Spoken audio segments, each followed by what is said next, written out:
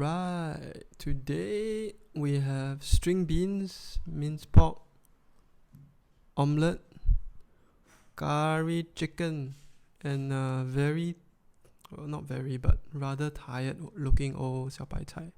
Yep, wow, it looks like a good meal and we're looking forward to it. Hi everyone, today is day 12 of the Tiffin lunch delivery journey. Today we have 4 dishes, some potato, curry potato, curry chicken. It's a bit dry, a bit old, but still okay. Some tired looking xiao bai cai. And this egg omelette, which is really not bad. And string beans with minced pork. Yeah. So the reason why I'm doing this food, I guess you could say, review is to share with you the food from the Garden Kitchen. I'm not sponsored by them, but I thought that it would be nice to look at a few things. One is the service, whether it's on time. Second one about the taste of the food, and also the third one about the variety of the food as well. So I think for today, it's not bad, at least because we didn't order the soup, right? I don't feel that they missed out on certain dishes.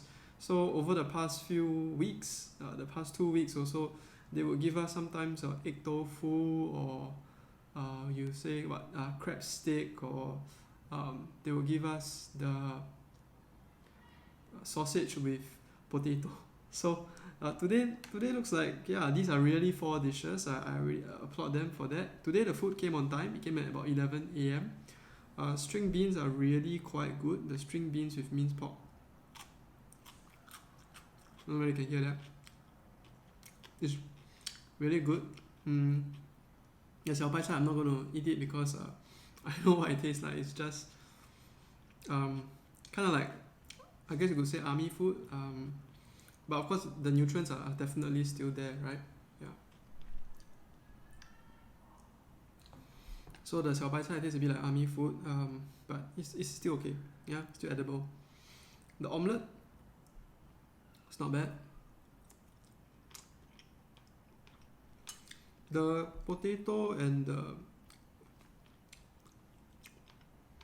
so the curry potato, they fry the potato first, which I think is good, and then they put the potato into the curry gravy, the chicken curry. There's not much chicken curry gravy, so if you're a curry gravy person and you like chicken gravy, then there's really not much. I don't know if you can see it from here, but yeah, it's just a bit of that. Chicken meat is a bit dry, but maybe because I microwaved it, because you have, I mean, to make the food warm, there's not much other options, right? Anyway, they're already in a microwavable container. So I would say that, let's see, try it.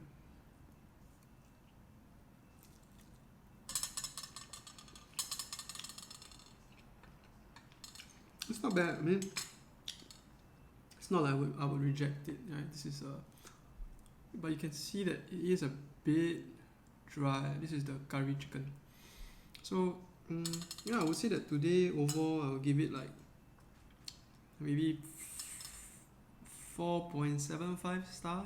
The 0.25 is missing this, just the tired looking vegetable, but they were on time, so I think that's really good. They were here about 11 a.m. The string beans, this is really quite good. But the thing also about tingkat or the Tiffin delivery is that it's like Forrest Gump, right? Life is a box of chocolates. This one is similar. You don't know what you're going to get, or at least maybe they tell you, but I don't bother to go and check lah. So yeah, but I really appreciate them for delivering the food on time and delivering quite decent food as well. Yeah. So yeah, you can consider Garden Kitchen if you like for your Tiffin delivery needs. Today I'd like to share with you 6 considerations you ought to take before you buy a house, especially in Singapore. So this is part 1 of the video. Having your own property is a common Singaporean dream. So in this time, I'd like to just share with you some items and tips that I've picked up along the way, and I hope that it benefits you as well. The first tip is to look at your budget. budget and to see how much money can you borrow from the bank. A banker can let you know how much you can borrow, or what we would call as an in-principle approval, to see how much you can borrow from the bank. And this may differ between different banks, but it should be roughly similar. The second tip is to estimate how much you will earn, not just right now, but also in the future as well. And to look at whether or not you're comfortable to take on that monthly mortgage. The third tip is to look at a total debt servicing ratio, where you will be able to see whether or not you can maintain the monthly outlay for the property. For TDSR, variable income workers also should note whether or not they can continue to make the premiums, to make the mortgage for the house. Consider the total debt servicing ratio, especially for variable income workers, because consider the TDSR, or total debt servicing ratio. Variable income workers will be affected more than the fixed income workers because their incomes may also fluctuate. The second tip is about location. Is the place that you are looking to buy near to all the places which are important to you? For example, your workplace, it could be your in-laws' place, your parents' place, etc. The second also is to consider is it near to good amenities? Are there schools nearby that you may want to, if you have children or planning to have children, send your child to? The second one is, if it's near a good school also, it may fetch a slightly higher price because it is near a good school, right? Is it near amenities like clinics or workplaces? For example, say Changi Business Park. The third part to look at also is the property easy to value? So is this property a big property? Now, if a property is big and there are many transactions, it will be a lot easier for the bank to give you a loan because they can, because of the regularity, the constant flow of transactions, they can see that this property fetch a value like this. So they can give you a slightly higher loan most of the time if the property is a bigger development than versus a tiny small development that has very little transactions. So the third one and the last one for today is have an entry and exit plan.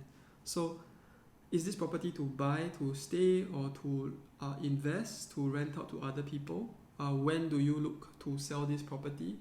You want to pass it down to somebody else? So have an entry and exit plan of this property. It will be important.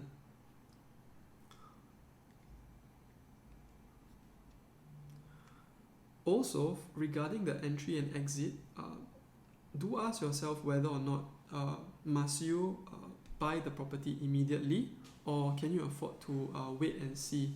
So for example, in a recession, buyers is a buyer's market, so buyers can afford to take their time to look at properties and possibly even lowball sellers. So ask yourself also, are you in a rush to buy a property? If you are, well, the choices that you have will be, of course, slightly more limited, right?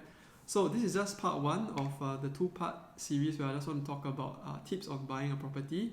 I hope you like it, this video, as well as if you have any questions or comments for me, you can comment at the section below.